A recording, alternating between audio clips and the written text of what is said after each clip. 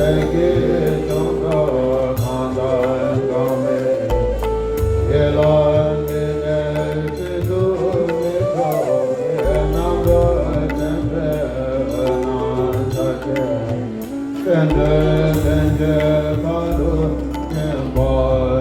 因为有时候我们这样子闭关20年了，那有很多师兄，很多的一些灵过见或喇嘛，他们有时候也会来建道场。他们常常看到我们的法本，或者是看到我们的闭关的方法，他们会跟我分享，他就会说：“哦，你们很特别，你们怎么有这样子的闭关的这种